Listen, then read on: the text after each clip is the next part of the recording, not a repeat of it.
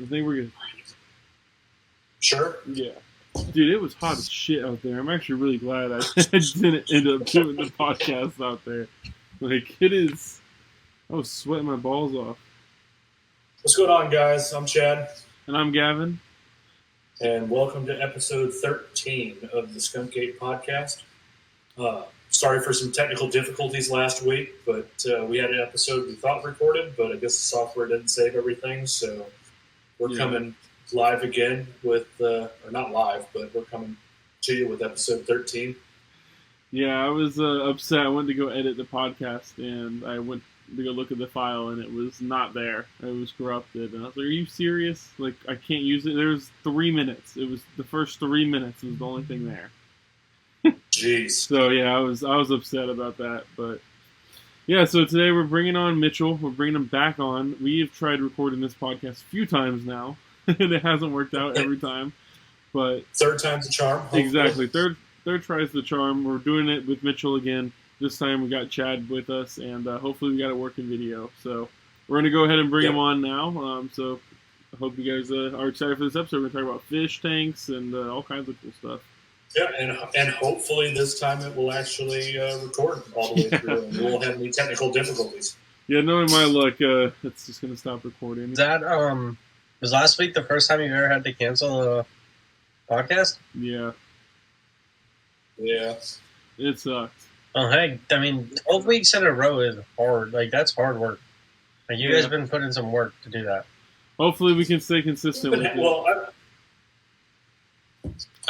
is it hard work, or are we just having too much fun with it? You know, I mean, maybe episode 30 or 40 it might be hard work, but I think right now we're just having too much fun. Yeah, definitely. Yeah, that's a good thing. Last time we got into colubrids a little bit. Yeah, I'm down to talk about some snakes some more. I kind of want to go back into colubrids.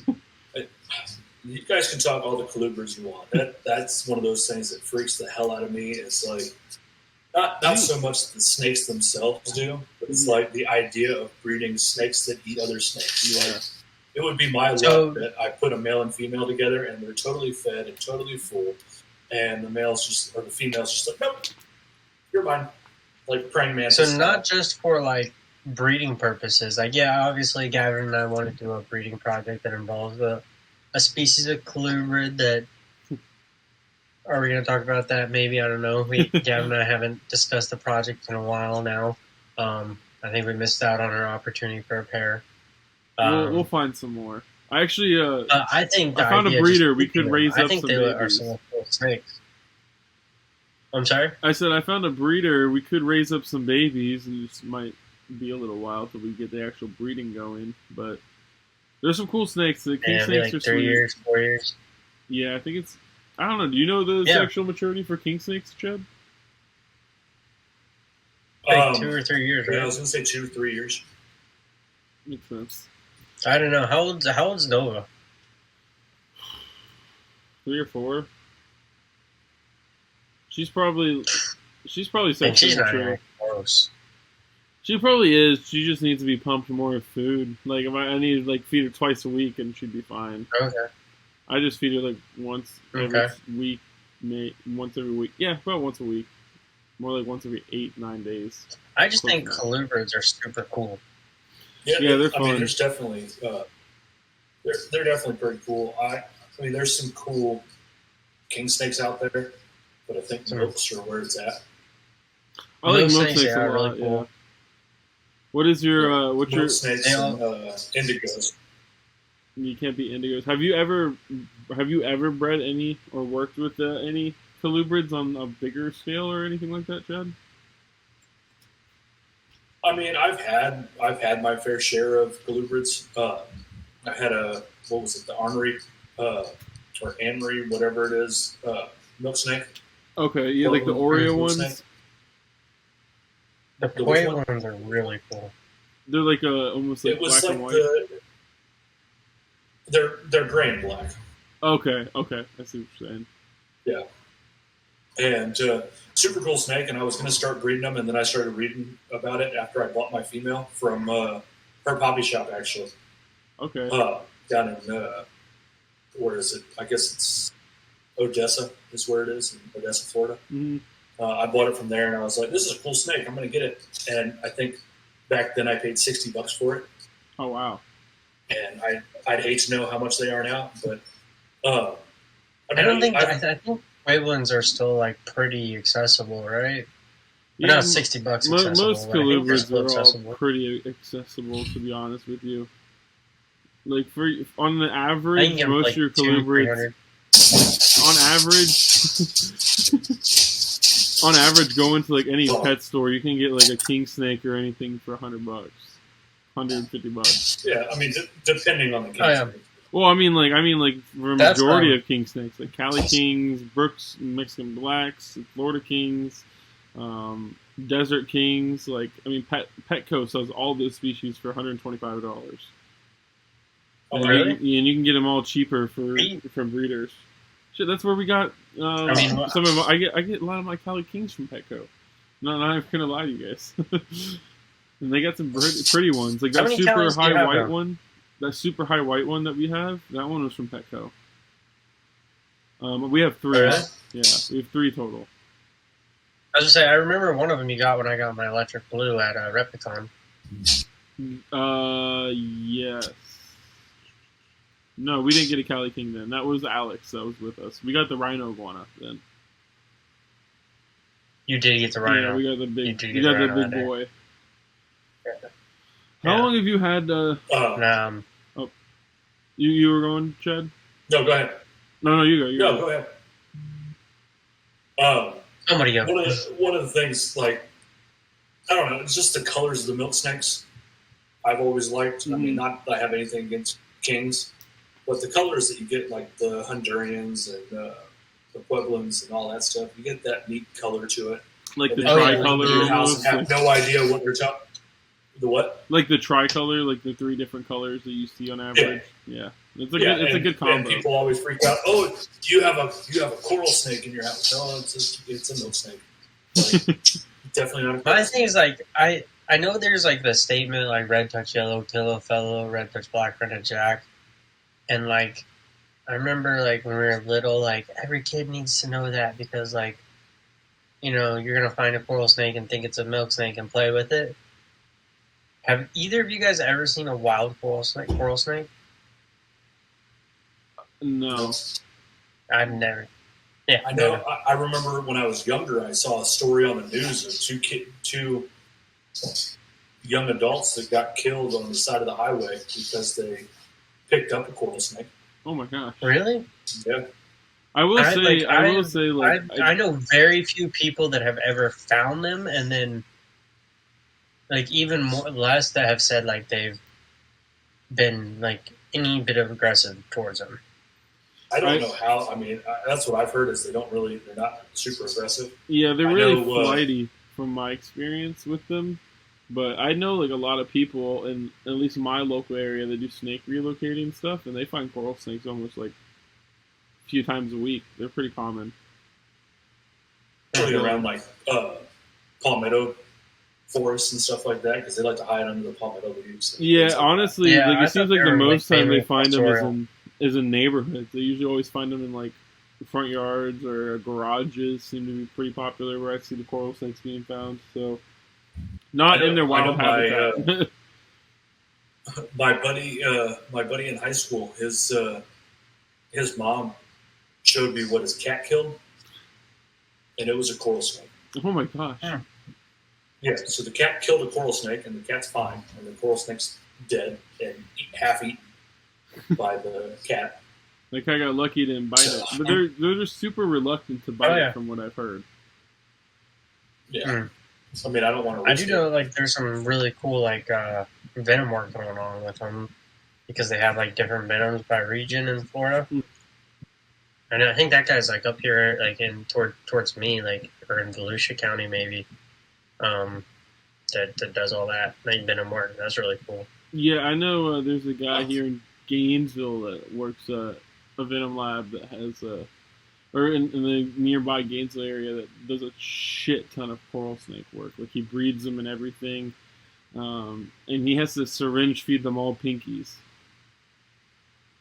He's syringe feeds every one of them. Every one of them, dude. Every single one of them, and they're breeding, which is crazy. Like I don't know how they're going through that much stress and still they're just breeding. used to that stress. I guess so. I don't know. I've never really talked to him in detail. I've just heard about him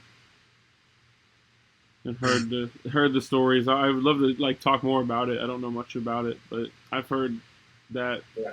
I heard that, and I was like, "What the hell? How does that? How are they breeding going through all that stress? It's mind blowing, at least to me." Well, it could be one of. Oh, excuse me. It could be one of those things where they're just so used to it now that it's not really stressful for them. Yeah, that would make sense. Yeah, that's actually I never thought of that. Does anyone keep the keeping on a tricolor topic? Does anyone keep or breed the Scarlet Kings, or is that kind of just a? I know somebody here in Gainesville that does. He actually just hatched up 3 of them. Okay. Yeah, he's pretty cool. I thought they were nationally banned. No, you can keep them. Just no one keeps them. I know you can keep them. So I know a lot of people who've done it, just captured one and kept it, which I don't know if that's okay. But no, from my knowledge, it is. Do it.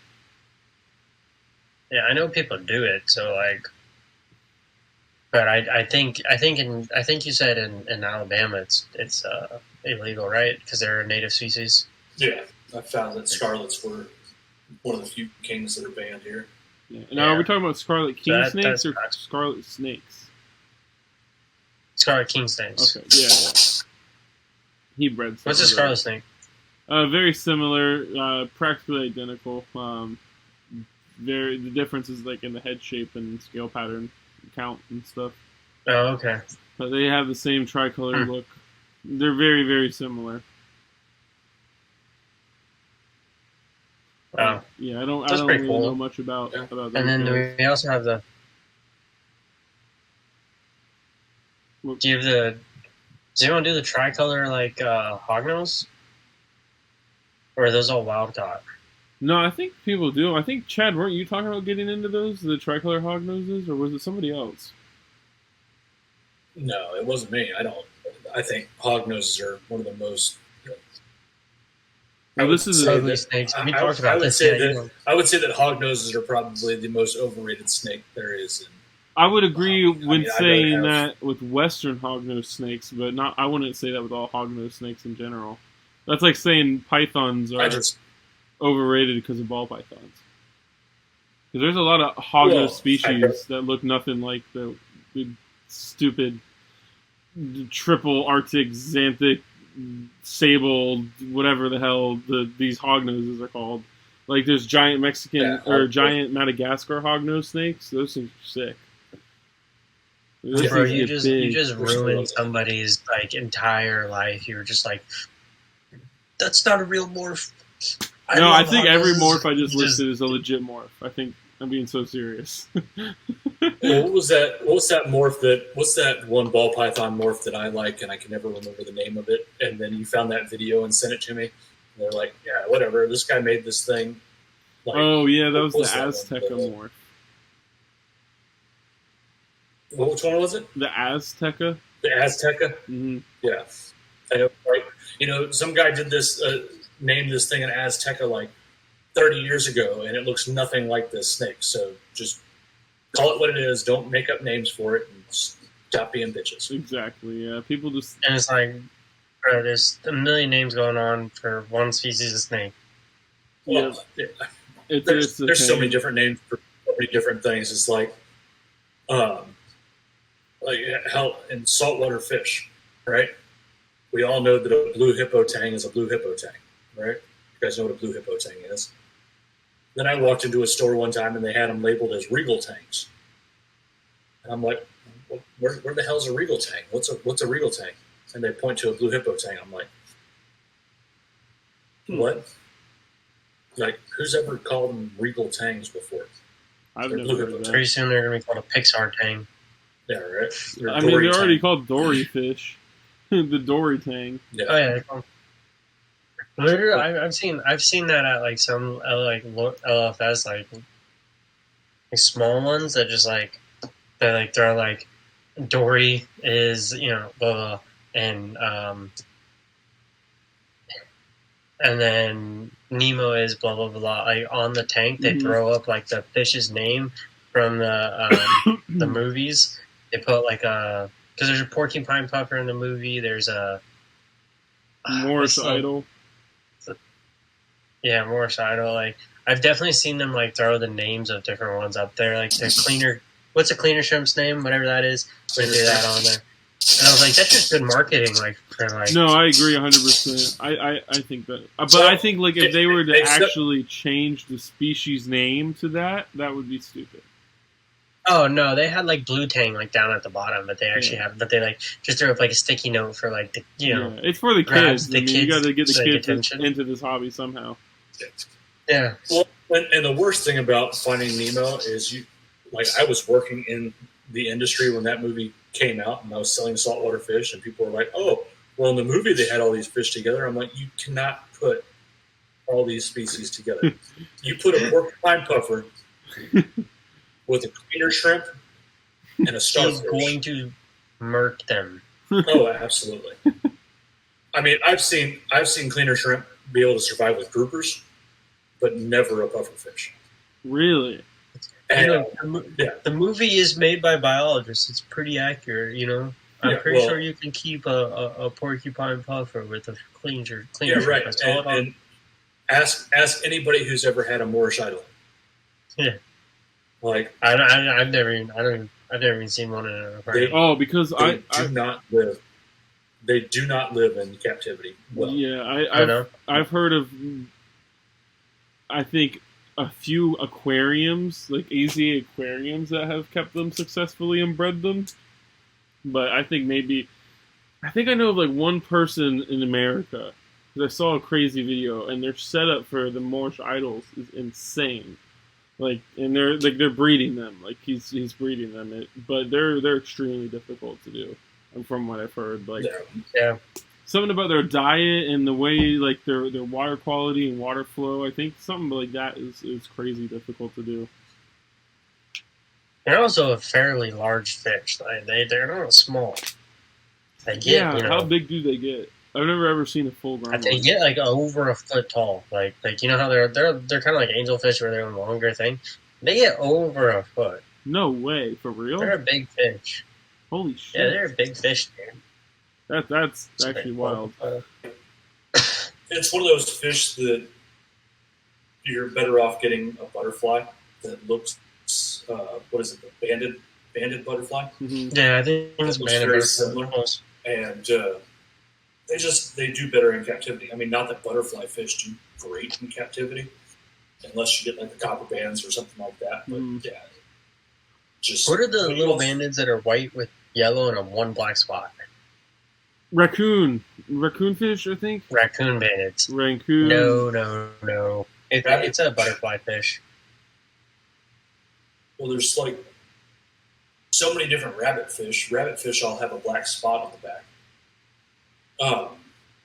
What are some common raccoon fish? I love those things. Which ones? See, I just don't know saltwater as well. Yeah, see, raccoonfish are awesome. Raccoonfish. They're so cool. And then there's ones that are white versions, right?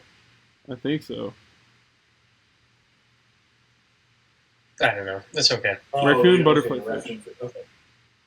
Yeah, they're cool, but like yes, a raccoon butterfly fish. Yeah. Since we're talking about like misconceptions, I think it'd be cool to like dive into a lot of misconceptions in like the fish world and reptile world. Since I'd say the three of us know quite a fair bit of misconceptions in those categories.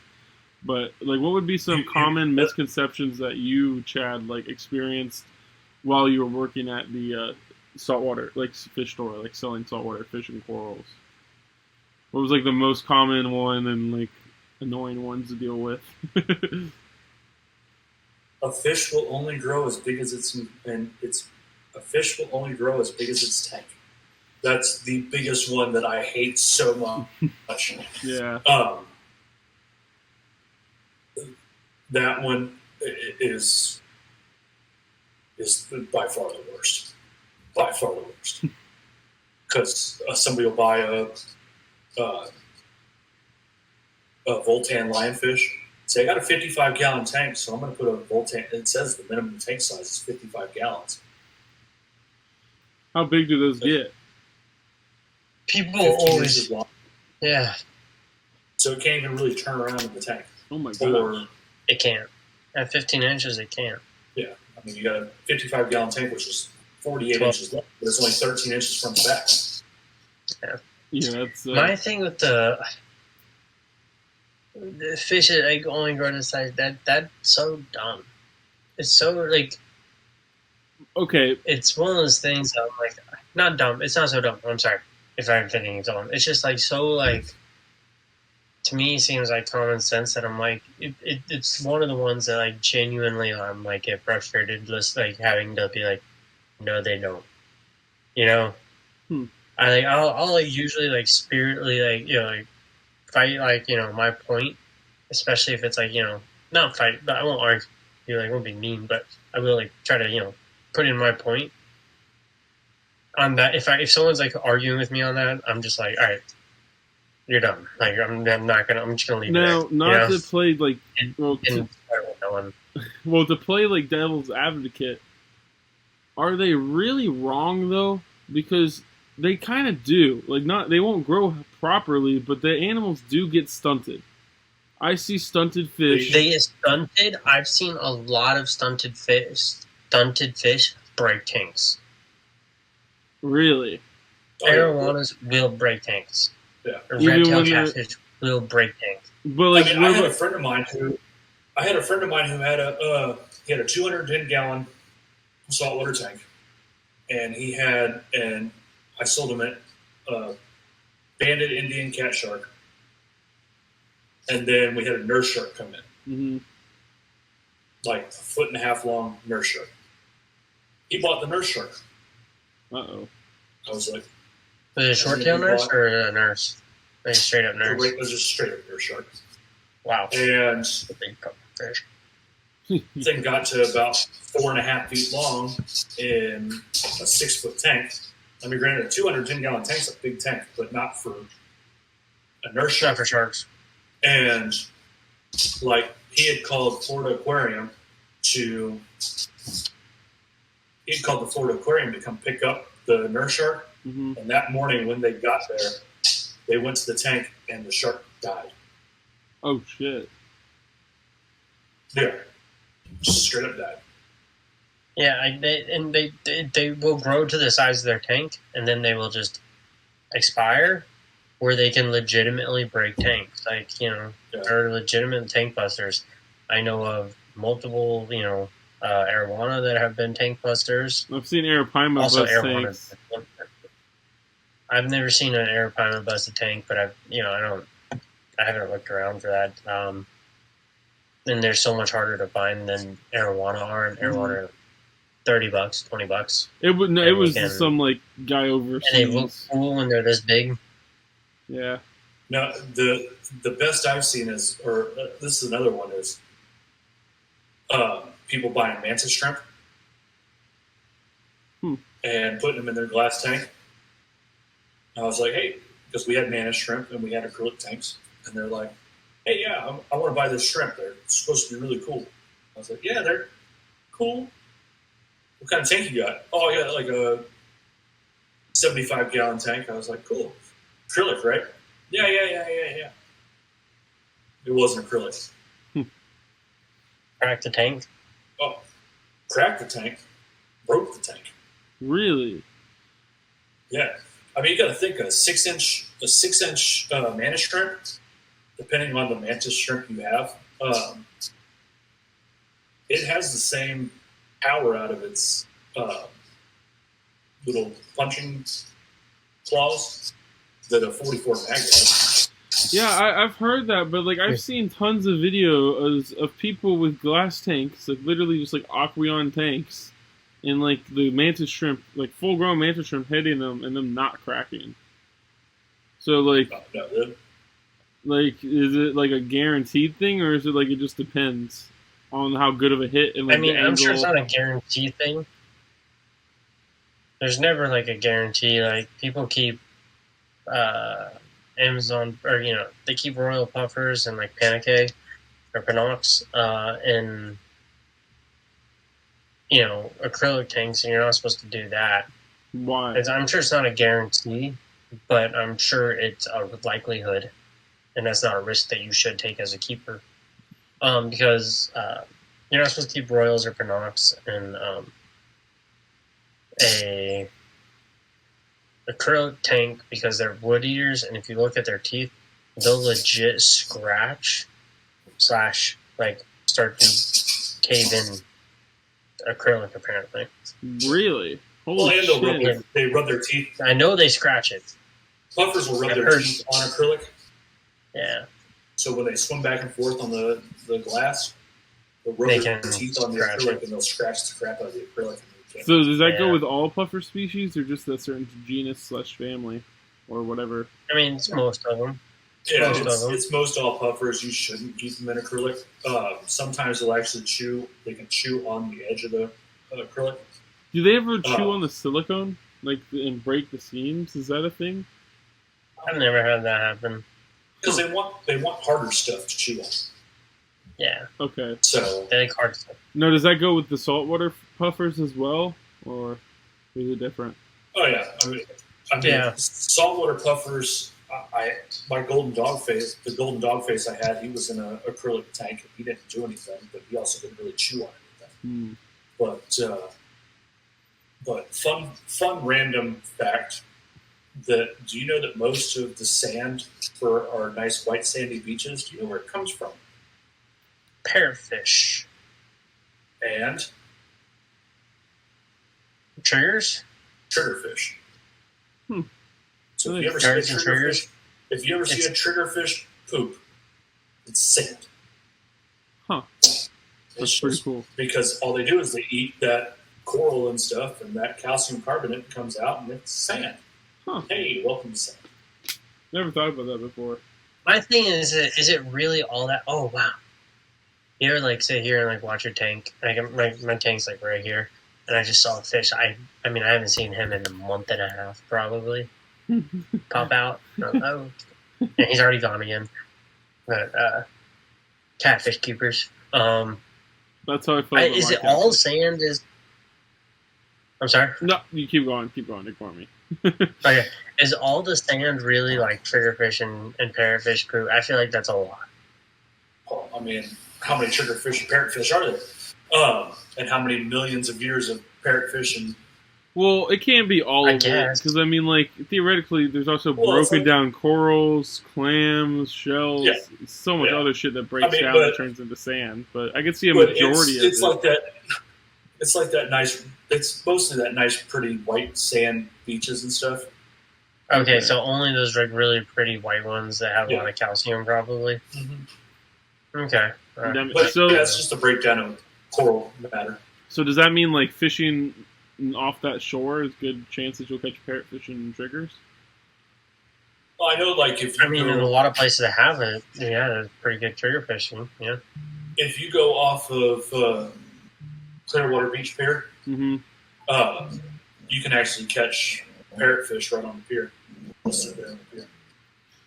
And triggers aren't that far out.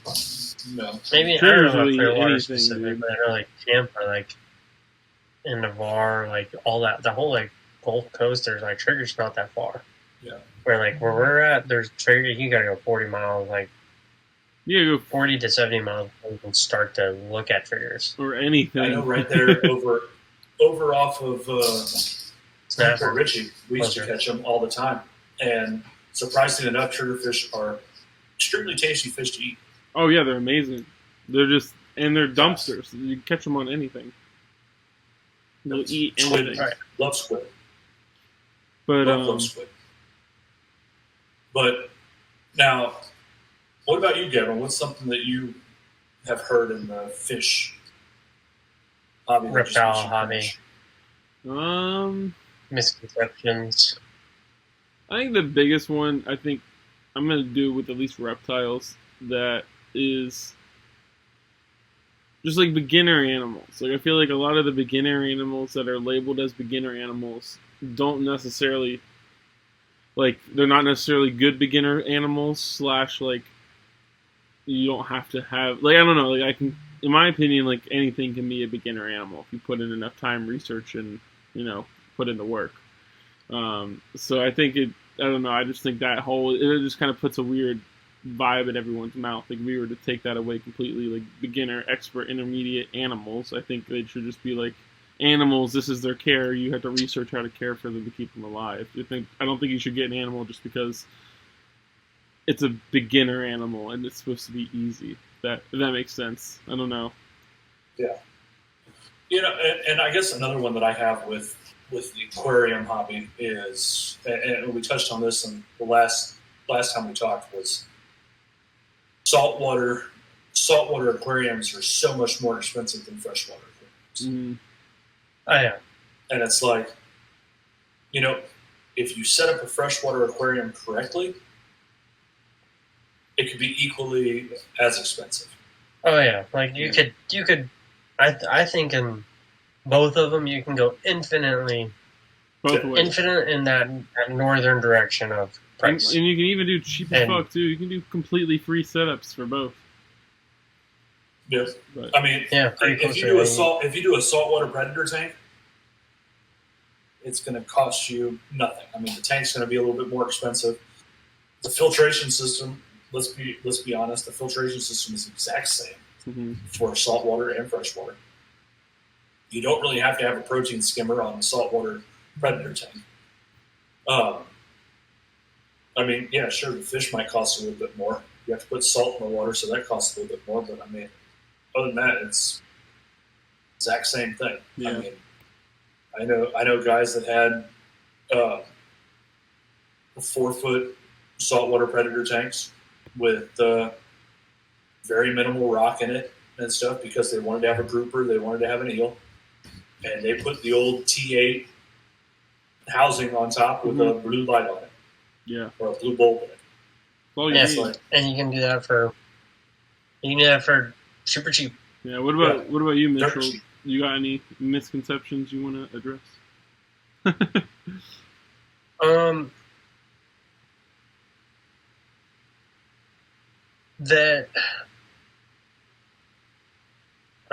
There's a lot. There is. It's hard. You have to grind down an Amazon puffer's beak. Yeah, that is one, but it's one of those ones where I feel that with grinding down an Amazon puffer's beak, you do at some point you do have to be more willing to do that than with any other puffer that I'm aware of, because you have to be willing. I think you have to be willing to do it if plan A of a pumice stone and shrimp pellets over top of it, or if lots and lots and lots of crustaceans doesn't work, and you notice one's getting weaker and getting its beak's getting too long and it's not eating. I think then you have to definitely be willing to do that to grind down his teeth. Yeah. I don't know of anybody of other species they do, so I'm not annoyed with that misconception, but that is, I guess, a misconception. You don't have to grind down Amazon puffers' beaks. One of my misconceptions, that it's okay to for schooling fish to be in groups of 3 or 6. I really think 6 is minimum for most schooling fish. If we're talking fish schools, they're probably in the hundreds in the wild. So if you can't get dozens in a tank, you probably need to just downsize your fish, your schooling fish size option. Yeah, I know a lot of guys are going to go I got a 40 breeder. I want to do my schooling fish are going to be lemon tetras. You probably can't get 20 or 30 lemon tetras in that 40 breeder. You should probably downsize to something sub 1 inch and do it that way. Because I think we should always we don't put enough schooling fish, enough fish in with our schooling fish. Now I know that there's some stores online that will only sell fish in a certain a minimum quantity. Mm-hmm. Now, do you think that, and it's kind of hard because, especially in stores like PetSmart and Petco, the people behind, or the people that are selling the fish don't really have the knowledge of, I mean, I haven't found a very knowledgeable person at Petco and PetSmart ever. I found one. He's on the pod with us. Well, to be fair, for one, I've never met Gavin in person. For two, I've never seen him at PetSmart. So, but yeah, generally they're realistic. Generally, they don't really know much. So you're not going to be able to get what you really need out of it. But like some of these, like just straight up fish stores that know what's going on, do you think they should put a minimum quantity? Because I mean, hell, you go to Rural King and you go, "Hey, I want to buy a chick." Oh, well, you have to buy a minimum of 3. Or I want to buy a duck. Oh, you have to buy a minimum of 2. The only time I support those minimum packs is when the business itself decides this is the way it's going to be profitable. So I can almost guarantee you most of those websites that have minimum group packs, it's just because of the fish and like trying to make the order more profitable, or make the buying, make their business more profitable and make more revenue. Because it's tough to make money selling and shipping 3 neon tetras. Whole lot easier to do that selling 6 or 10 or 12, whatever their minimum is. Well, I mean, because a lot of those pages, you see them, they just disappear when it gets upper in price point. Yeah. You ever notice that? Like the tetras, like there's like some $30 tetras. They don't come in 6-pack case packs. You buy one for $30, I think the perfect example is the wet spot. I mean, we all use the wet spot, and I know they do minimum quantities online, and I don't think they do it in store. I know you visited the store. Do they? That's not true. Oh, you've been in the store? Quantities in store. Yeah, they do. Again, I think that's totally. I'm assuming that's a business thing to make their business more profitable. But I can tell you the wet spot does not do that for most tetras. Because I can go in there and look at a $30 tetra, and they don't have those. Well, I know, I know they do it on some stuff, not necessarily tetras, but they definitely do it on stuff. It's not everything. Yeah. Seriously, is it not? No, Aqua Imports. Aqua Imports also does a lot of good case pack. Like, you guys are looking for a good spot to grab some case pack fish. They have some decent prices on their, groups. Huh. The one thing that, and that's what's hard with the wet spot about just going into the shop. It is so much easier to buy fish from the wet spot online than it is to do it in the shop. Where is their shop? In Portland, Oregon. Oh, okay. Yeah. So, why is that? Are you... So when you go into the wet spot, you go look around, right? And you can look at all their fish, and if you don't want anything, you don't want anything. But if you need a service there, you have a sign-in sheet that you have to go and actually say, "Hey, look, I need help," and they go through their entire list, and you wait your turn until you get your fish. Tell them, "Hey, this is what I want." I guess they're being super jam-packed all the time. I mean, at that point, they're just being super efficient with their labor, and I mean, I feel like they would be losing sales at that point. You got to. I'm not trying to critique their business, but they're probably making up for all those. Like, I feel like they're making up for those lost sales online. Oh yeah, I mean, their shipping cost is insane, but I mean, they also. If you get stuff shipped, there's the only place that I have gotten fish shipped that was better than that is the guy I used to buy African cichlids from that didn't speak a lick of English. He lived down in Texas, and he just bred African cichlids, and he had some of the prettiest peacocks I've ever seen. And I remember the mailman coming to the house one day with my shipment, and he goes, hey, can you just make sure that everything's good in here? Because I've had this in my truck all day, and I just want to make sure that everything's good. Dude, this guy packed everything better than Seagrass Farms, better than 5D, better than any of the big fish farms that I ever went to. This guy, I mean, and I lost his contact on my Instagram, so I can't even find him Damn. anymore. But I mean, like I said, guy didn't speak any English. Super legit. I was like, "Hey, what fish do you have available? I have this one, this one, this one." And so I bought this one peacock from him. It was a platinum OB, and it was like $40. I ended up. That's not bad. No, and I ended up turning around and keeping it for a couple of years, and I went a different direction with my tank. Ended up selling that fish for like $160. Damn. Dude, I have no idea what peacocks are going for, but man, that was the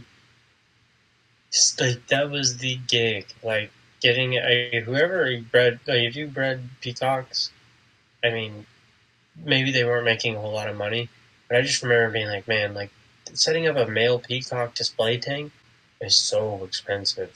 Yeah. Oh gosh, yeah. You gotta have like like obviously you pick out the species you like, but you gotta have certain peacocks, certain haps to make like a great, well-rounded display. And I'm like, these super reds are insanely expensive. I mean, I know These yellow jakes, lemon jakes, whatever you want to call them. Now, what is $30? What is insanely expensive? $30, $35, $60, $35. No, It was just like that one fish was $35 each time. So that was my thing. I never sold like when we had when I was in the store, all of our male peacocks started at $59.99. Yeah, that's insane.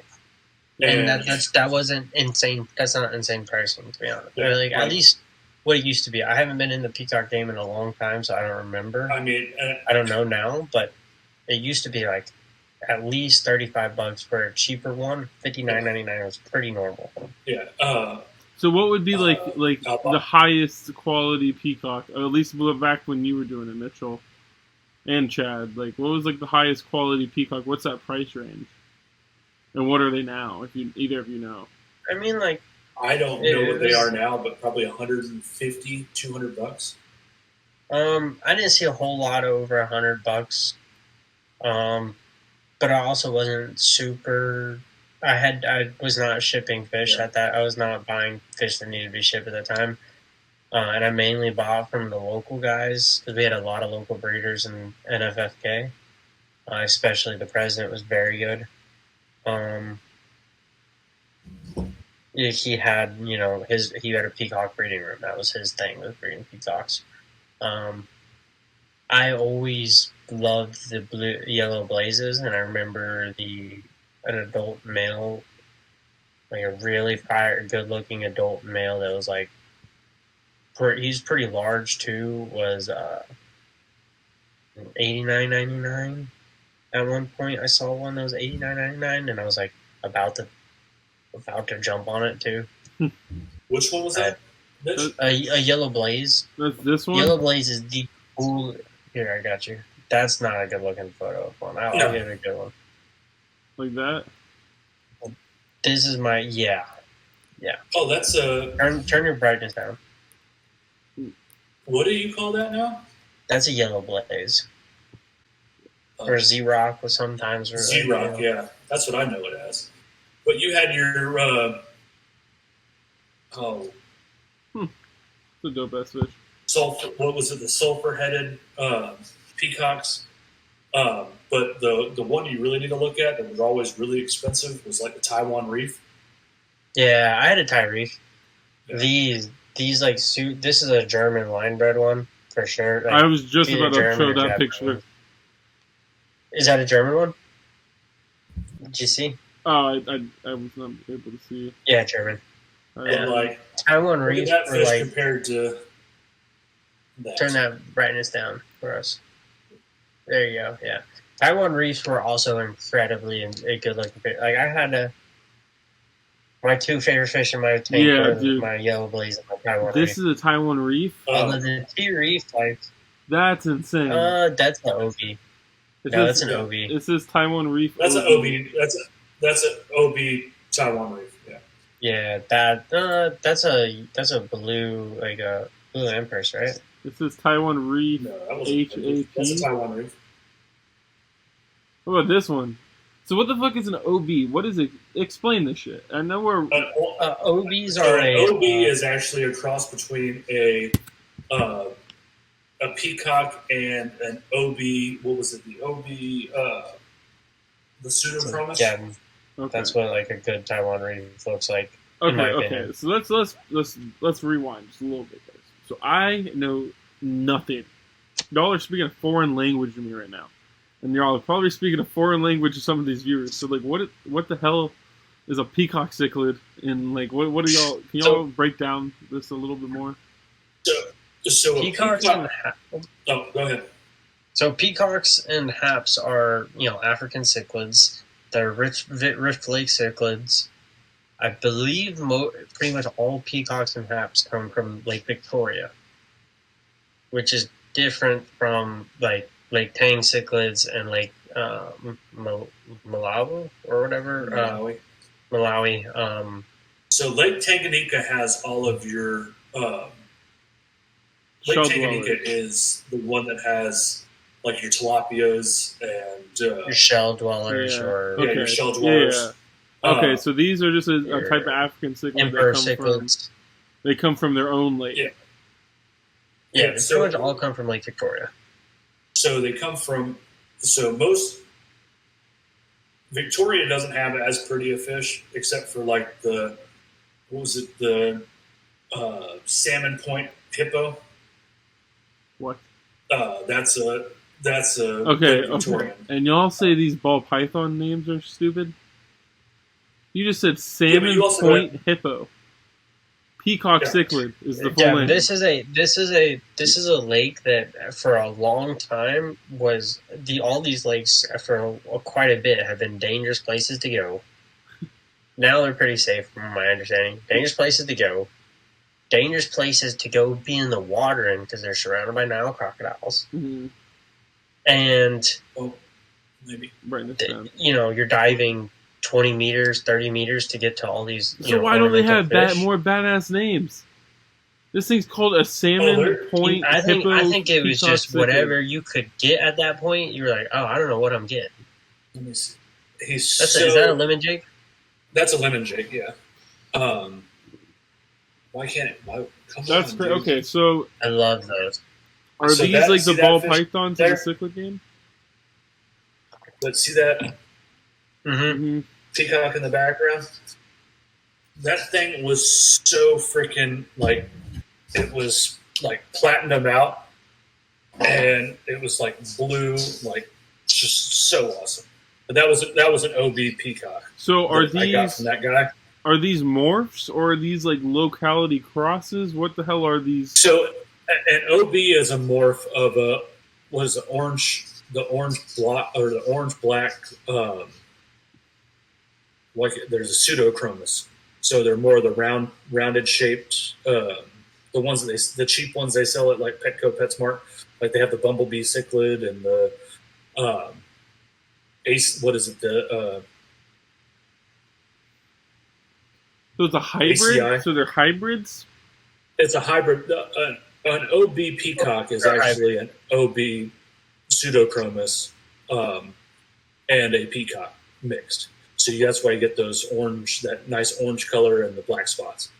Yeah, Okay. and OBs can be like they're like the only. I've never been super like big fan of OBs because they are hybrids, and I'm not a huge hybrid guy. But there's one OB that is like because they can be multiple colors. They don't have to just be white. They don't have to be just red, Yeah. black, whatever. They're the blue ones that have a little bit of white on them with a little bit of black and a little bit of red. Like they look like some of them are called blueberry, some are called like Patriot OBs. Yeah. Yeah. Those are still really hard to find because like they don't really like line breed them too well or I don't think it's like a. I don't think it's a super easy to duplicate morph, but when they do get one of those, you'll see like those go around for a little bit. So every couple of years, you see like a few But- of them on. So what you're talking about? But It's if you a wanna talk hybrid about some- morph. It's a hybrid fish that's morphed, or it's a hybrid, and you're calling it a morph because it's line. Like what? Is it a hybrid or is it a morph? Yeah, Yes. it's a hybrid because I called it a morph because it's line bred to have different colors. Oh, okay, so it's like my It's- hybrid so milk that's- snake. It's like that's my only- albino yeah. hybrid. So that's only that one OB peacock. Yeah. There are peacocks that are not like hybrids. Like, does this work? What work? But you have so many different so the cool thing is Lake Malawi has probably the prettiest fish, with the exception of like some of the haplochromis that you get out of Lake Tanganyika Mm-hmm. and Lake Victoria. Like you have one of the cool fish that you'll never see is the Malawi trout. The eye biters? Are they?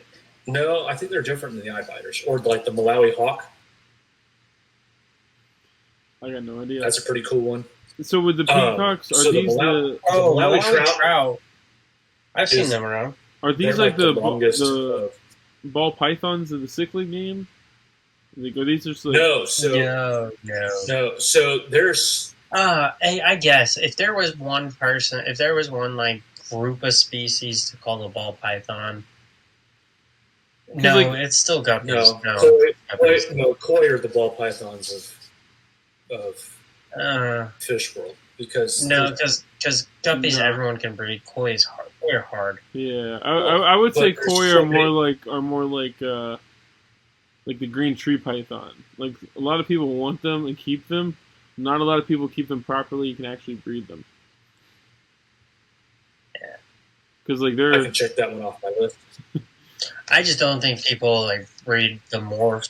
Because I'm thinking ball python guys and the morphs, they pick up new morphs all the time, and everyone thinks that they're going to run a business of breeding ball pythons. Yeah. well, shrimp. And I feel like shrimp. every hobbyist at one point has been like, I think I can make a guppy business. I feel like a lot of people I also guess- think they can do shrimp breeding and beta breeding business. Yes. But I back guess- to the I guess cichlids would almost be more like your.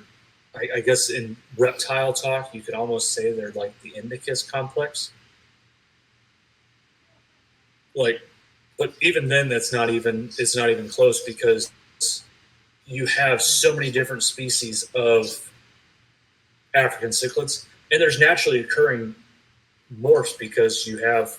I mean, a female peacock, you can get a female red empress, and it looks just like a female.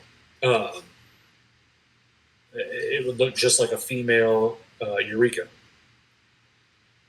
red emperors are much larger though. Right, but I'm saying females for the most part are a silver fish with very dimmed colors and lines down their sides. Mhm. Sorry for picking the wrong two fish to compare. Okay.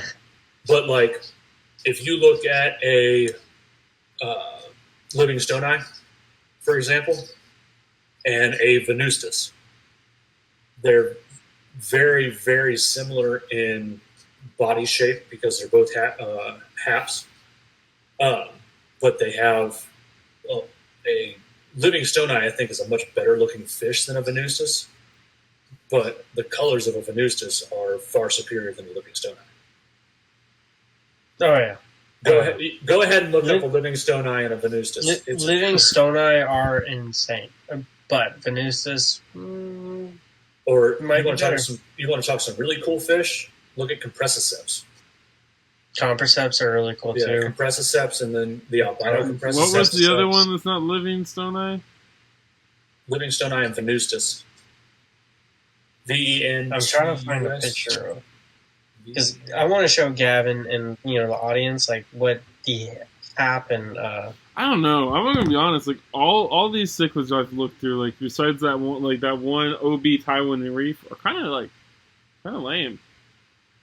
feel like I want to show Shelby- you what like a good half tank Well, looks look like. at or look at a. I feel like you Bimba- get look at a prettier Bimba cichlids flame. with South American cichlids. Well, look at like a Bimba flame. Bimbo flame. Bimba, not bimbo. Bimba flame. Gavin said, "Look up a blonde girl with big." Or Bimba flames are pretty cool. What's the other one that looks just like the Bimba flame that has? See, I'd rather just have had- an African fire jewel cichlid. Which one are you looking at? Let me see the Bimba flame. I'm trying to remember if it's the Bimba flame or the. Oh gosh. Oh, Is it, wow, that's a good looking fish. I'd rather have Yeah. these. or look at a trophy. Oh, the jewels? Yeah, I love jewel cichlids. Those are jewels. Jewels are cool. Those are West Africans.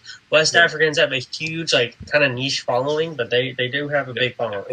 But like They're yeah, the chameleon people of fish. Yeah, the Tropheus. That's another cool fish. I've heard. The Tropheus are a elite people. They are mean if you get their stuff wrong. Yeah, Tropheus If you are like- awesome.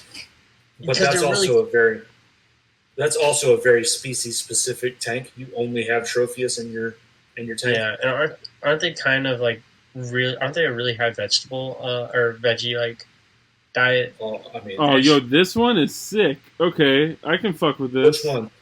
I have no idea.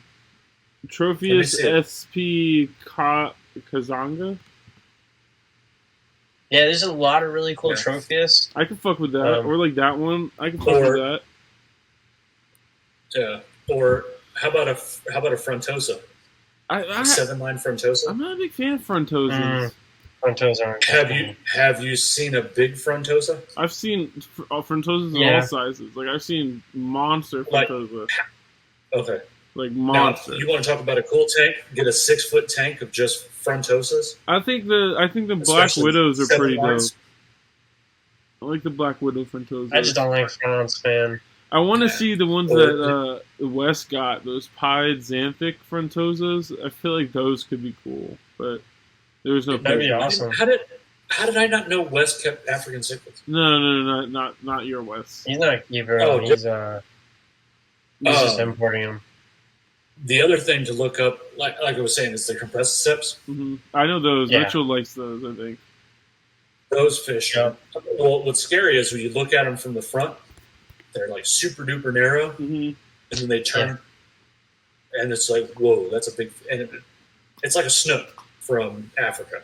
Okay, Is really what it is. interesting. But Yeah. So that's like That's not what Adam or Gavin's thinking about. What? the compressiceps are what everybody calls the eye bite. Yeah, eye bite. He's not thinking about eye biters. He's thinking of As you guys can tell, I don't know Yeah, what the right, fuck's right, going right. on, viewers. I don't know what he's thinking of the lake language is tank being compressiceps. spoken. These guys. Oh shit. That looks like Oh, a my sardine. No, Dude. this thing is super cool. How do I? Yeah. When you get one 17 inches long in your tank, badass fish. They really do look like a snook. They're cool. Yeah. They're cool. Um, I don't know. I don't Nagara- see the appeal. I don't see the appeal in this. bro, Nagara flametails are another great fish. Okay, so There's what? Many good Africans, Gavin. Africans is something you haven't ever done, and you need to. You need My to do dad the did it peacock big thing. time. He would love if I did it. So you wonder why I can't remember scientific names for anything? It's because of Because Africa. Africans are so fucked. Yeah. Good luck. Yeah. I mean, you have the pseudochromis are all the rounded head ones that are, and then you have your haplochromis, which is your big haps like your venustus, your Mhm. Livingstone and all that body shaped fish, and then peacocks are parachromis, So what's right? Here comes, yeah. so? All right, of those ones that you just listed, all those chromuses, whatever the hell. What are the easiest to keep? Like someone who's getting into African cichlids. Someone wants a 75-gallon tank, African cichlids. They want to breed and make some sort of money, but like it doesn't have to be like fucking baller. It just be a cool side hot hustle. What African cichlid are you going with? None. Don't do it. No. Like, if you want to do a 75, if you want to do a 75 for breeding, that's kind of big for breeding Well, Africans. then what would be a Or good peacocks. 75 display? I would do a male display, like the ultimate like African experience to me. I'm like talking with my hands now. Sorry. Is peacocks and haps, and then maybe some Sindontis, or like the very popular thing to do is put clown loaches in there. Sindonis, I don't those think are the clown loaches catfish, are the right? best suited to it, but huh? Sindonis are the big catfish? sail. Yeah. Yeah. Okay. I had the Synodontis angelicus. When I did my hap tank and I did You had these? your standard, I had peacocks and I had a couple haps. Like yellow blazes are technically haps. I actually got rid of all of my peacocks and haps so I could have my Fahaka buffer. I got rid of all mine so I could have Geophagus. I remember your Geos. If you do like, yeah, it was the version of that tank before. Okay. Was the haps and peacocks. So yeah, peacocks, like, you should do all males, and some. If you're doing 75, you could do some haps. I would get a good bright light, some like nice decorative rock, no wood, no plants, nice white sand, and that's your tank. So your rocks, Are you doing Series Stone? Are you doing Dragon Rock? Are you doing Live Rock? Like big old. I think they look really good. Big old circular, like smoother rock, like boulders almost. Oh, yeah. Agree to disagree there. Yeah, I think just smooth. Oh, limestone does look good too, for sure. I just think the big smooth rocks looks really good. In a black background on it, and a bright light. Crushed coral in there, black. Yeah, paint the back of the tank. Probably don't need crushed coral, but just depending on your water parameters. But they do like coral water. Paint the back of the tank, freaking black. Put some crushed coral in there. Put limestone, lime rock. I mean, it's just going to look great. And then you're going to need a power head and over-filter the shit out of that thing. Yeah, you get.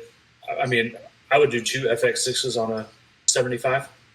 Mm-hmm. I mean, depending how much you load it up, and then you load those tanks up because that's just how. Yeah. So that's my next question. So, Chad, what would you do? I'd throw like a full size in a 75 full sized fish. I would do 50, 15, 20. I would do a lot. That's it. 25 of a solid 6-inch, 8-inch fish. Yeah, you can do 15, 20. And these are peacocks and haps. Does full-sized fish, all full-sized fish. They always have like one that's growing up, one that's growing up. Yeah. But 75s are smaller than I think people give them consideration for, and peacocks do get bigger than people give like consideration for. I had 40 in my 90 gallon. Yeah. See, I would do 25 like in a 75, and a 90's considerably wider. It's only 15 more gallons, but it's a 2-inch. It's a 2 foot wide tank, right? No, it's just taller. It's a 75, just taller. It's 4 foot by 18 by 24. In a 75, I wouldn't do over 30. I would definitely do like 20, 25 though. So the whole idea behind African cichlids is you just have organized chaos, so they can't have a territory. So they just swim around like. Oh. Well, what would you do, Chad? Were you also doing peacocks and haps? Yeah, I was doing peacocks and haps. I had. I'm talking about like for your ideal 75 gallon display tank for a beginner. For a beginner, peacocks and haps. I mean, there's no reason why not to do peacocks and haps. Yeah. They're the easiest of the Africans. For a beginner into Africans, I don't think beginner into aquariums is a good idea. Okay. But beginner into African, that's what. Like if I wanted to get into African cichlids, what would y'all recommend? I love the peacock hat thing. I think everybody should keep them at some point. I like shell dwellers too, but I don't know. Shell dwellers. I think if you like the color, I would go with some Tanganykas. Did you look up that hippo point? Or the salmon? What is it? It's the salmon pink fucking hippo.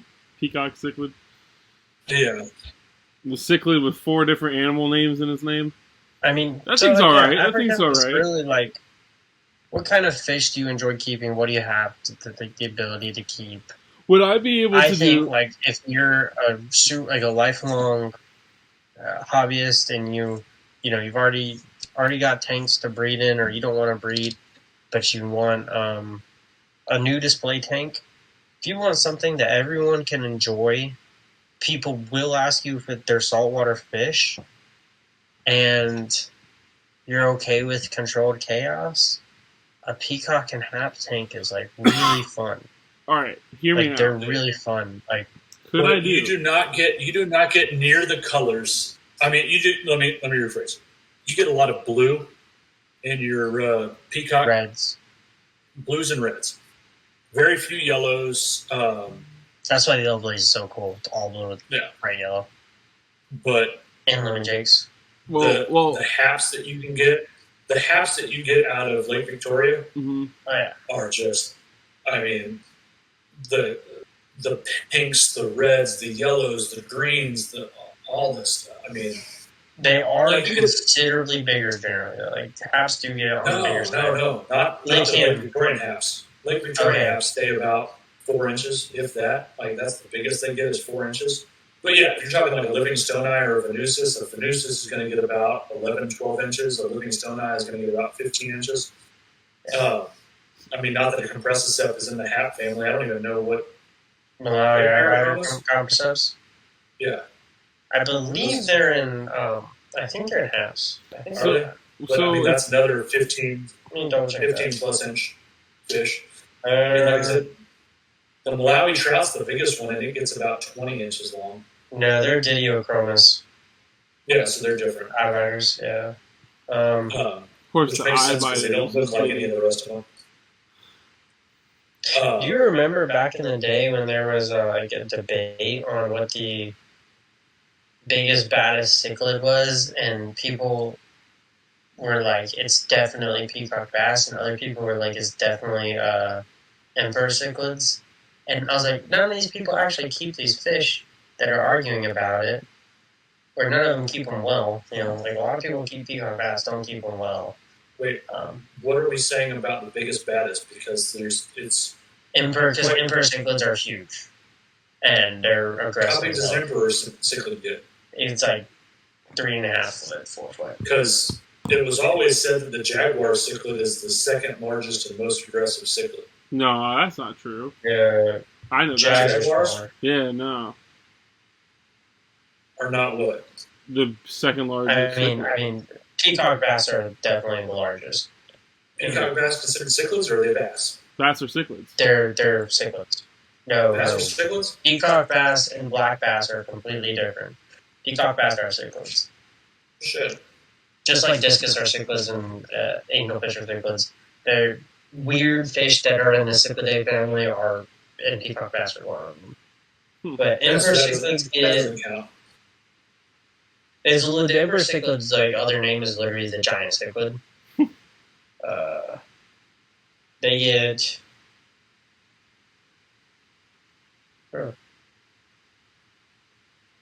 I can't find it. All I know is there's everyone's saying like 3 foot. Yeah, okay, yeah, 3 foot.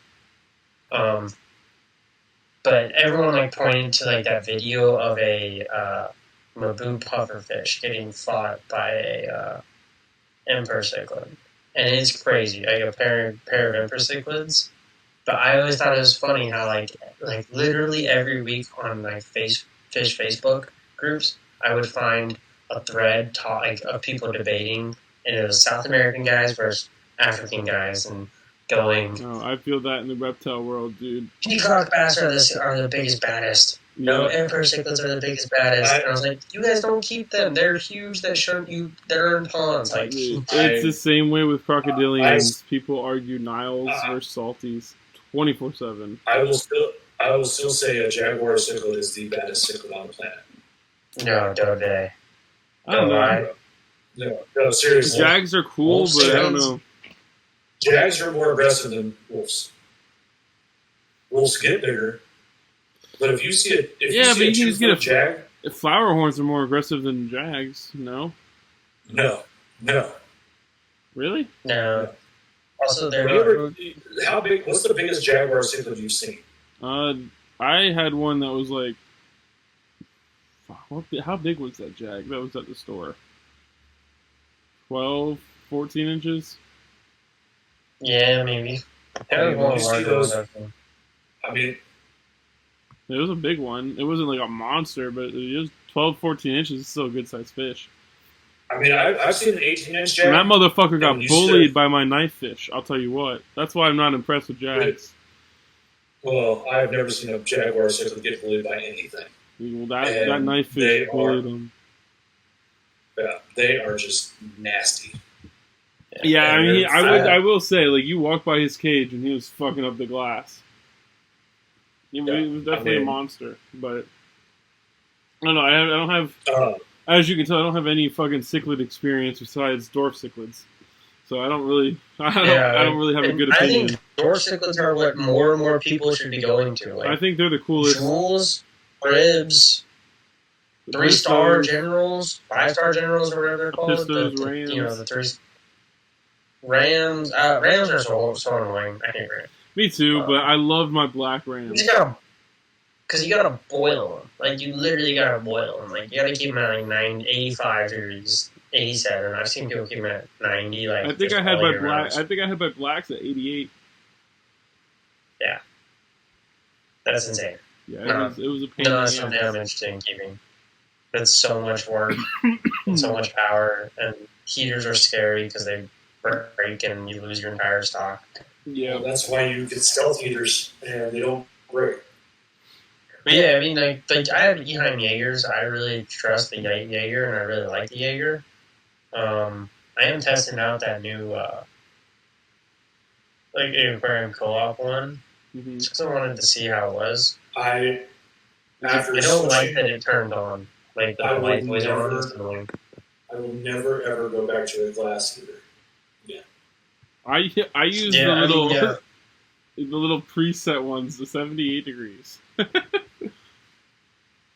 always used those. Gavin, you're not allowed to talk fish anymore. You're not allowed to talk gear anymore. You're not allowed to tell customers. You speak to customers about this stuff. Not really, man. I mainly talk to them. Or I guess they don't call them.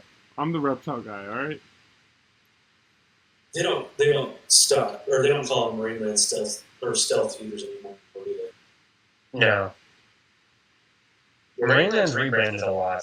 Do you even know what I'm talking about, Gavin? Hell no. I don't have a clue what y'all are talking about. They're the all black ceramic heaters. Just like maybe Marineland stealth heater. It's not. It hasn't been called a stealth. Yeah, but I mean, it popped up. I looked it up. Oh, these. But it's an all black and it's a ceramic heater. Oh, I use these kind of heaters all the time. I've had these in my ponds. But I would never use something like that in my. I wouldn't use that in like my 10 gallons. That thing's the length of my 10 gallons. No, 10 gallons you gotta do something different. A little preset 78 degree heater. It's 50. It's either a 30 or 50 in this 10, and it almost never turns on. But it is. I do have an Eheim Jaeger in there. I like the Jaegers. They tend to last a while. I think it's kind of like probably a good idea to change your heater every 2 years if you haven't had a burnout, just in case, That's a good way to That's go why about I it. use those stealths. Yeah. Well, even ceramics do eventually. All heaters have issues eventually. I think it's tough to make one that's not. I think it's really like the really good ones are gonna last about 3 years. That's why I always say go 2 years to replace them. Yeah. I know I had two heaters in my garage tank. When I lived in Oregon, because when it got cold out, my garage got cold, but my fish tank didn't. Yeah, I mean, definitely better safe than sorry. It's a good thing to. It's also a good thing to underheat, not underheat, but use multiple of a smaller voltage. Tougher when you're, on a 10-gallon tank or a 20-gallon tank. But once you get up to like 55, 75, 80, 90, 125s, you can do 2 smaller voltage heaters, and you're going to be a lot. I think it's a lot safer that way. It's also a little bit cheaper too, or it's a little bit more expensive, but does it heat? It heats the buying tank each better, heater is not as right? bad. Like having 2 heaters on opposite sides of the tank heats the tank more efficiently and better, theoretically, right? I don't know what you're talking about, because a tank should always have something underneath it where you put all your stuff. Well, that's because when you have it in a sump, that's different. I mean, not everything. Not everyone has that, is what I'm saying. I'm saying, like, if you don't have a sump and you have... They should. Sumps are a good idea, but, like... But, like, if you have a tank where you have 2 heaters, is it better to have them on the same side or one on different ends? You can have a sump on any size tank. Yeah, but not every... I'm saying but for the person that does... I'm saying for someone who doesn't have a sump. It's not always the easiest system. You do it. You just go ahead and do it. Cat's just like, no. So if you don't do sump, then... But what would be better? I personally think, it probably a little bit more efficient. Maybe. I just think the biggest advantageous thing is, the bigger the heater, the more energy's going through it. And I know, I'm sure some electricians, that's perfectly safe how it is. Shit breaks all the time. Even if you get the Toyota Tundra of a heater, it's still eventually going to break. I might as well get the smaller one that has less, it does less work or less energy going through it, and maybe my fish will survive. And if you do multiple of them, it's just, makes sense. Less power going through one heater. I think it reduces your chance of killing all your fish, having catastrophic heater. Yeah, you guys talking about these small tanks. You know what's a bigger pain in the butt? Heating a 1,000-gallon tank. I mean, I've had to heat big ponds and you should have a sump on that. Things. But yeah, you have to have a sump on a tank that big. Anything over, in my opinion, anything over 150, over 100 gallons. If you don't have a sump, you're just stupid. In my opinion, like you can definitely do big canisters and stuff for 100s to 150s, but especially over 150 gallons, you got to have a sump on that thing. You have to. I mean, I know a couple guys with second-story apartments that have a 125 up there. And I'm like, it's already scary doing that kind of thing, and putting rock in there and they're like, I don't have a sump in there, so I'm already kind of nervous about my floor. I don't think that's on them for getting that big of a tank, though. That's on them for getting that big of a tank. They should have done at that point. I definitely understand. It's okay to run a canister. It's okay to run a hob. You're just keeping water. At the end of the day, you're just keeping water. Water is not that hard to take care of, as long as you are willing to do the work when you need to, and you're calm enough to not do anything when you don't need to. Yeah. And like the people that do the little tiny water changes once a week. Yeah, I'll be one of those people that admits that I love doing a weekly water change. Same.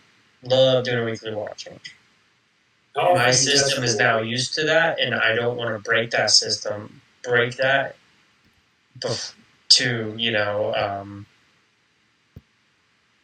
If I break that system, I feel it's going to have drastic effects on the water quality. How often do you test your water? Once a week, pretty much. Okay, how often do your water parameters change? Not very often. Do you do it before or after your water change? Before.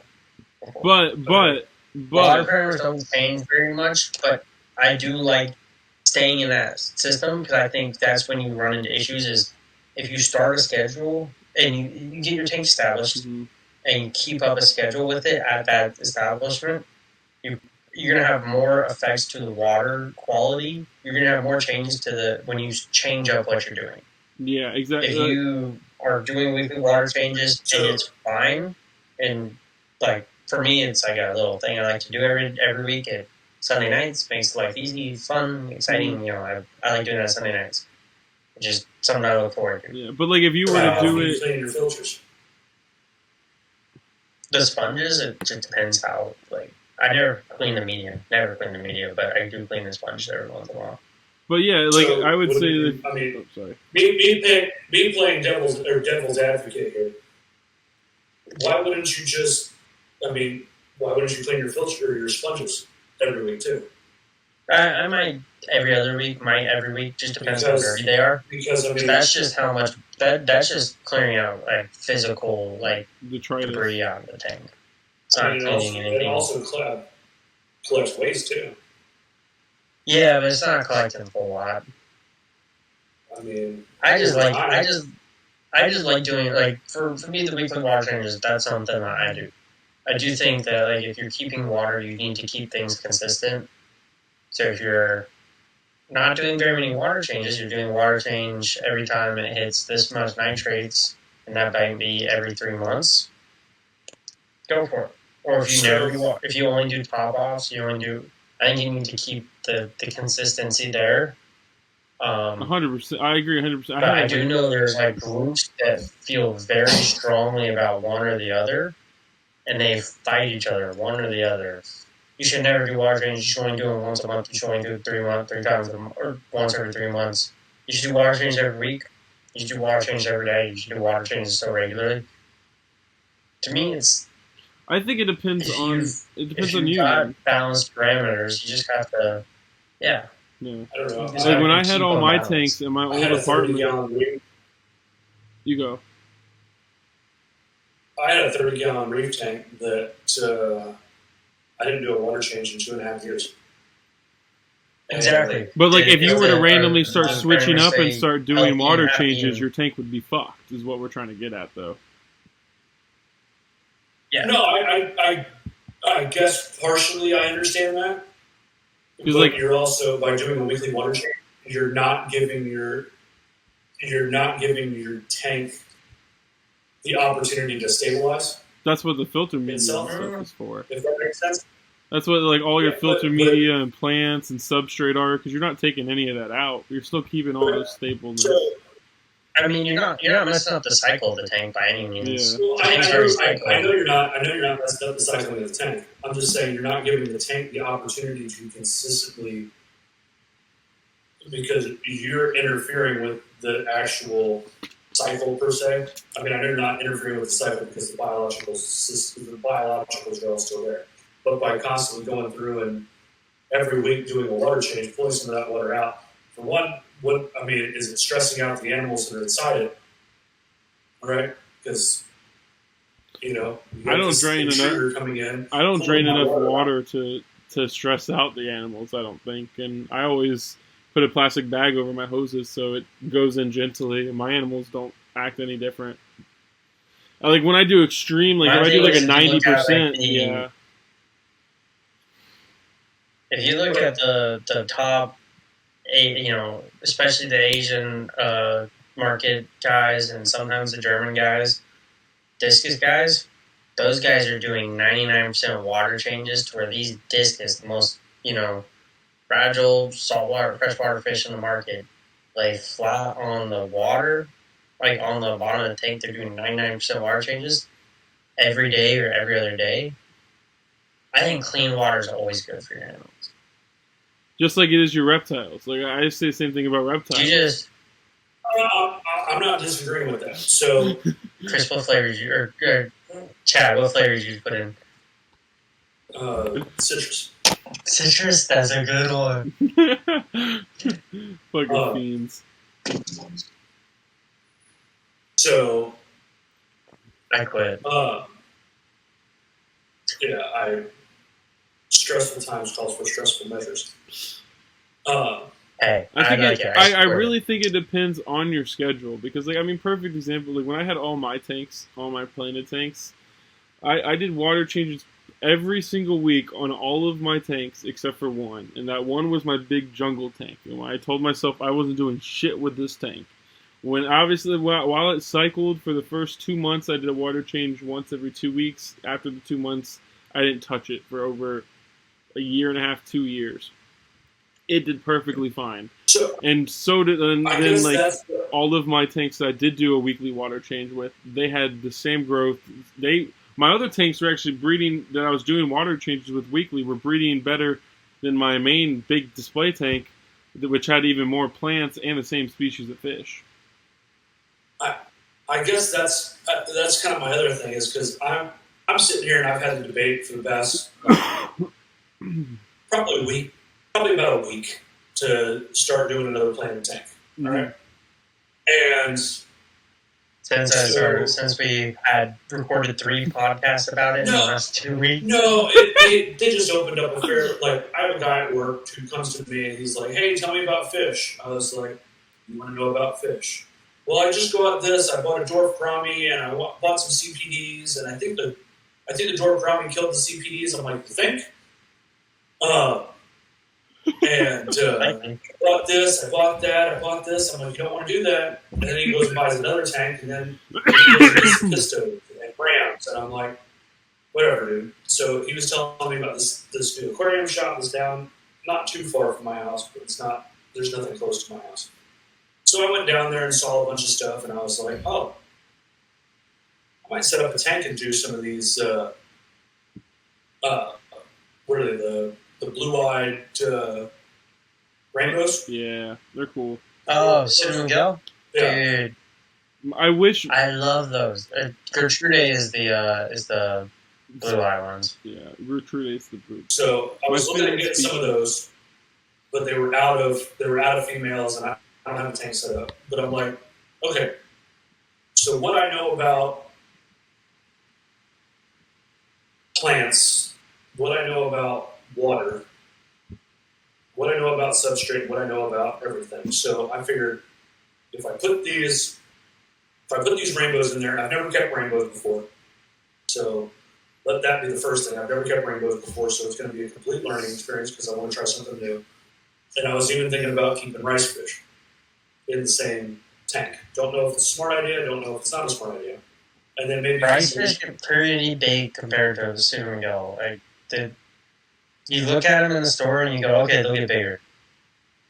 Those little rainbows don't get much bigger than the size I see them in the store, and rice fish can get big as hell. Yeah. Really? Yeah, they can get, I've seen some get pretty big. Because the ones that I saw, I was reading up on them, they say they only get like 2 inches long. Yeah, I think that's an exaggeration. Some rice fish I've seen has been a generous 2-inch. The rice fish? And they're a 2-inch and 2-inch fish, you know? Rice fish are? Yeah. Are you thinking of the same fish? I'm talking about narrow little rice fish that you can put outside and leave them outside forever. They don't care what the water parameters are. You're thinking about Japanese rice fish. I'm thinking about a completely different fish. My bad. Yeah, rice fish would probably do well with them. Yeah. Wait, what were you thinking about? Pencil I don't know fish? what I would fish. I was thinking about Were you thinking of the American flagfish? No, I was thinking about a rice fish, but it's it's not the Japanese rice fish. I forgot what rice fish. It's not the Japanese rice fish. Anyways, we're thinking of two rice fish. yeah, no, I'm thinking. I know it's a rice fish. I just cannot remember its name. So but they're bigger. They're big. So the one thing I was thinking is like, I don't care about doing water changes. It's just another thing to me, whatever. Mm-hmm. But in having these planted aquariums, and this is where it gets screwy to me. So I figured three to five or 3 to 6 of the rainbows, probably another 6 of the rice fish. What size Some tank? shrimp, probably like 30. Okay. You can fit a whole lot more rainbows in there. Yeah, you can. I mean, what I have access to 29, and I have access to 20. So I was thinking about doing the 20, set the 20 up, and putting a sponge filter in it. Just run a sponge filter because I like sponge filters. Or that canister filter that I sent you the other day, which you never responded about. Freaking solid. Hey, Gavin knows that a lot. Solid stainless I'll steel. send him something and he won't respond. Dude, this was a stainless steel. Hey, I know there's some viewers that are really butthurt when I don't respond to them. Now you know I don't do it to like some of my two best friends. All right, it's not just you. All right. I've known Gavin since he was 5 and he doesn't answer me. So, and then I messaged him like 3 days ago about some. I got a buddy of mine that wants a albino soft shell, and he didn't respond to me until tonight when I asked him the second time about it. Gavin, what the heck? Make sales, bro. So stand on your business. So in thinking about having what the bio load that I'm going to have in there, having a small school of auto singlets,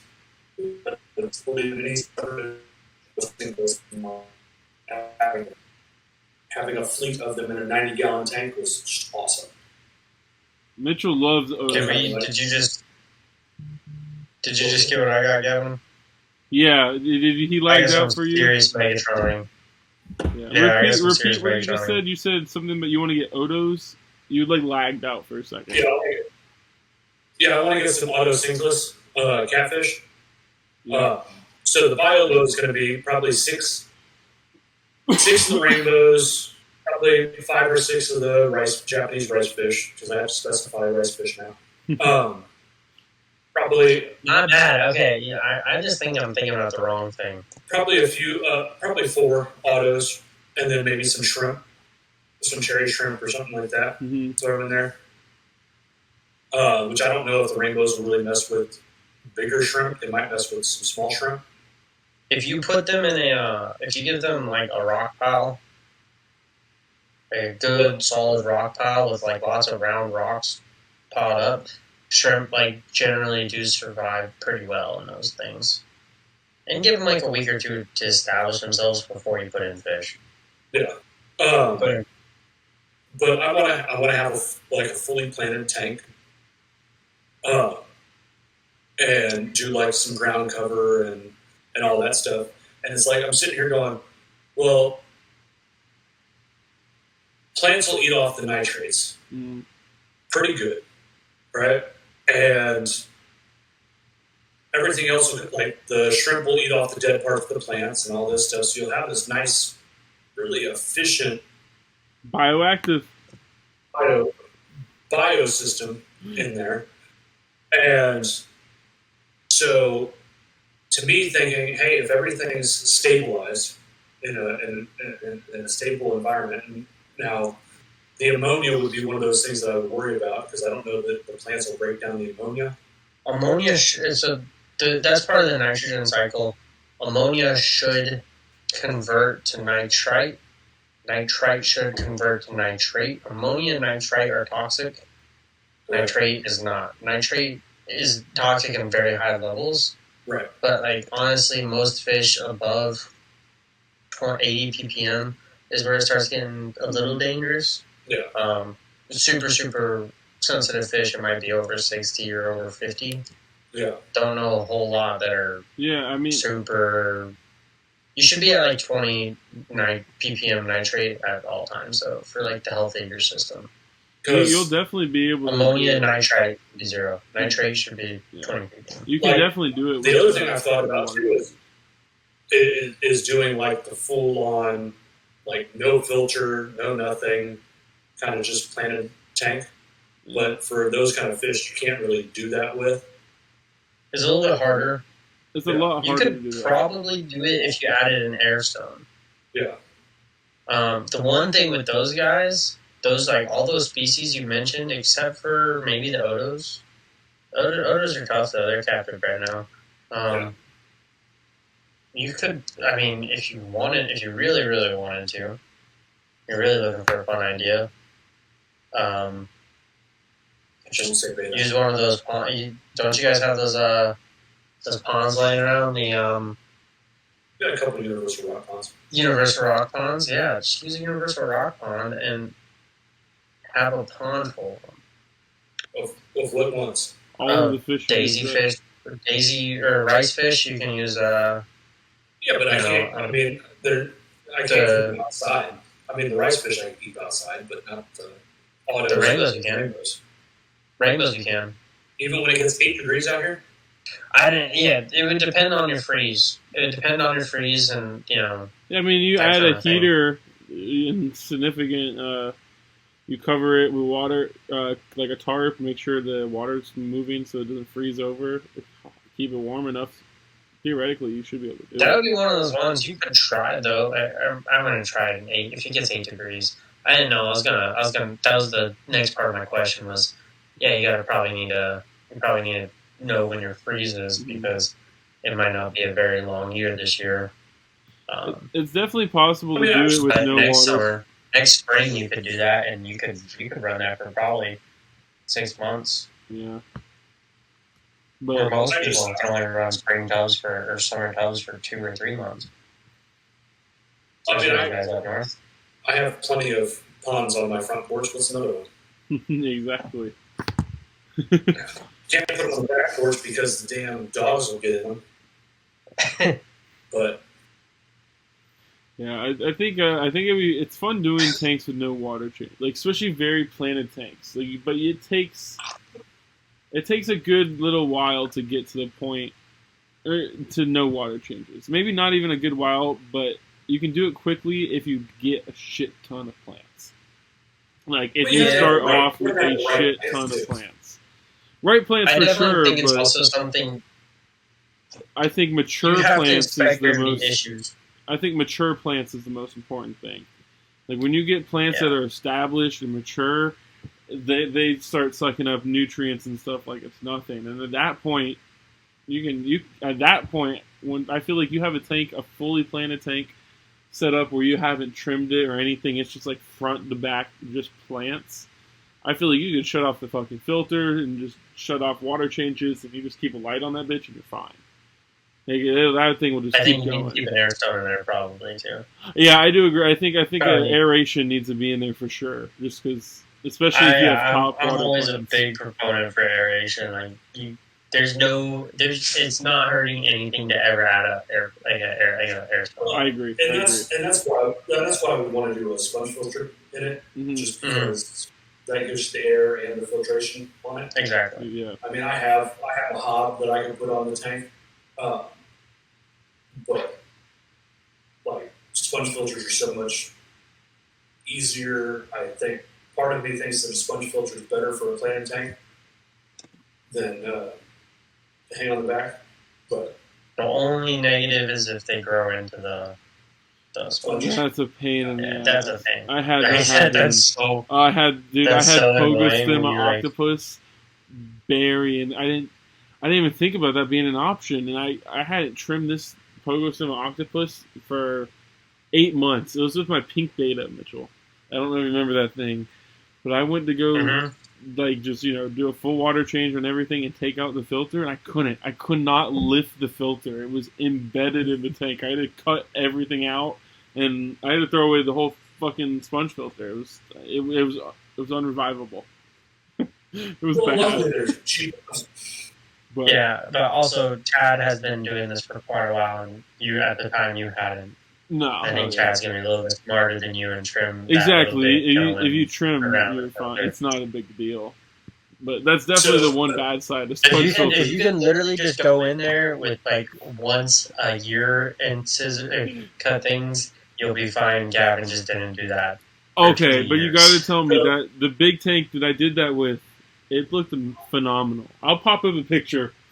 It was amazing. No trimming. It was the best jungle scape tank I've ever seen. Gavin really loved that tank. So I liked it too, but Gavin really loved that tank. Another thing about the guy at work that he's like, I really want to add more sand to my tank. How am I going to do that? I'm like, well, take the tip of your siphon off, and just slowly pour in that big clear plastic tube. Slowly pour in dry sand into the tank. Hook up the power head, fill a water bottle up with polyfill, and just turn the power head on with polyfill, and it'll suck all the debris out through that little water bottle with polyfill in it. Thanks, Mitchell, for that idea. It works. And I said, just go to town. Just slowly add it in, but just use that as your purifier, and it'll pull all that stuff out in a matter of less than an hour. Yeah. You know what's like so like frustrating is I love that idea of the power head thing, the water bottle with the power head, and I used to use it so often, and honestly, I have not had a tank that has had a water clarity issue in so long that I'm like, man, I need to use that. And I know that's like, oh, my tanks all look good. I'm bragging. I'm not trying. It's just like, I love that idea. I love how easy and simple that is, and I want to show everybody. I'm like, I don't have one set up right now because I haven't used it in so long. You know? Yeah. I mean, That would be really great. I should make one for my turtle ponds.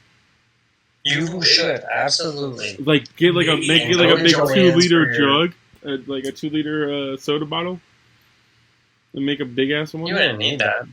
You wouldn't need that. You don't Just think use a so? water bottle. You think it would be able to hold all the shit in those ponds? I mean, you just have to like. I mean, you're gonna have to clean it each one, each pond. But yeah, I think I didn't know it'd be able to hold that big of a load. yeah. I mean, you're gonna suck up a turtle. Like it's nothing. You know, it's 2 liters total hard. Oh, because you cut the You bottom might, of it off, don't you? Yeah. Oh, that's a good point. Yeah, I would suck Gavin, all my Gavin's turtles. such a goober, dude. We just talked about how to do this, and you don't know how to do it. Yeah. That's definitely something I'm gonna make. I think that'd be fun. It sounds satisfying.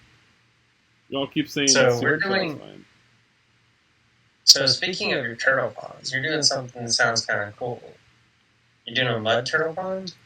Yeah, I'm making the 3-strip mud turtle pond is my goal right now. Well, I have it made. I just need to get the turtles. So you have 2 of them, right? Yeah, I have a pair, a male and a female right now. I just got them yesterday. So what's the law with that? Is it only collecting them that you can only collect 2, or can you only have 2 because? You Because can technically, you can have multiple. game, right? I plan on getting a lot more. Oh. I just Okay. only have 2 because that's just what I got in the trade. I was actually supposed to get 2 males and 2 females in the trade, but that fell through, and that's why I got the map turtle and one of the extra sliders. Also, at work we have a mud turtle. They're fun. I like them. Hey guys, it's Gavin here, and it is actually let me check my phone. It is 1:23 in the morning, the same morning that you just watched this, and I'm editing this video or the podcast, and for some reason it just completely cut out the last 20 minutes of the recording. So you kind of got to miss us talking about my turtle ponds a lot more in depth, but anyways, I hope you guys did enjoy us talking about cichlids and all the other fish stuff. Huge thank you to Mitchell for putting up with all the technical difficulties. Like we mentioned in the beginning, this was our third time trying to record this episode. But